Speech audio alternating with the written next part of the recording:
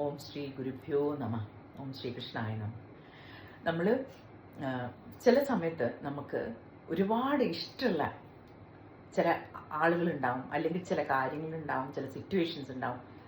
ഈ ഇഷ്ടം ഉള്ളത് കൊണ്ട് മാത്രം നമ്മൾ പലതും സാക്രിഫൈസ് ചെയ്യുന്നുണ്ടാവും. പലതും നമ്മളെ വളർച്ചയ്ക്ക് അനുകൂലം അല്ലാത്ത പല കാര്യങ്ങളും നമ്മൾ ടോളറേറ്റ് ചെയ്യുന്നു, സഹിക്കുന്നു. കാരണം because I love this person, അല്ലെങ്കിൽ ഐ ലവ് ദിസ് ഹോം, അല്ലെങ്കിൽ ഐ ലവ് ഈ ഒരു നിങ്ങൾ എന്താ വെച്ചാൽ അത് ഫില്ല് ചെയ്തോളൂ.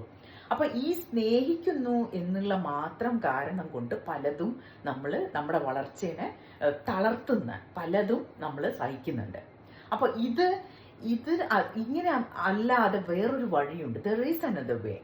U can love someone very deeply, knowing that this is not going to be a part of me in my next chapter. എൻ്റെ അടുത്ത ചാപ്റ്ററിൽ, എൻ്റെ വളർച്ചയുടെ അടുത്ത സ്റ്റെപ്പിൽ ഈ ആളും ഈ സാഹചര്യവും അല്ലെ what ever I M loving deeply, ഇത് എന്നെ ഹെൽപ്പ് ചെയ്യാൻ പോകുന്നില്ല എന്ന് തിരിച്ചറിഞ്ഞ് we should have that strength to move on. ആ സ്ട്രെങ്ത്, ധൈര്യം, അടുത്ത സ്റ്റെപ്പിലേക്ക് പോവാൻ ഉള്ള ധൈര്യം നമുക്ക് ഉണ്ടാവണം. ഈ ധൈര്യം എങ്ങനെ കിട്ടും? നമുക്ക് ഒരു തെറ്റല്ല, നമ്മളതൊരു തെറ്റല്ല.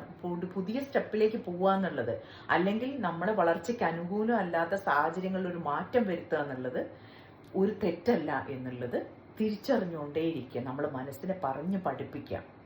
It's going to be uncomfortable. ഒരുപക്ഷെ വലിയ കംഫർട്ടബിൾ ആയിരിക്കില്ല, നമുക്ക് മനസ്സിന് ഭയം വരും. പക്ഷെ സ്റ്റിൽ വെർത്ത് ഇറ്റ്. ധൈര്യമായിട്ടിരിക്കാൻ നമ്മൾ മനസ്സിനെ പഠിപ്പിച്ചുകൊണ്ടേയിരിക്കണം.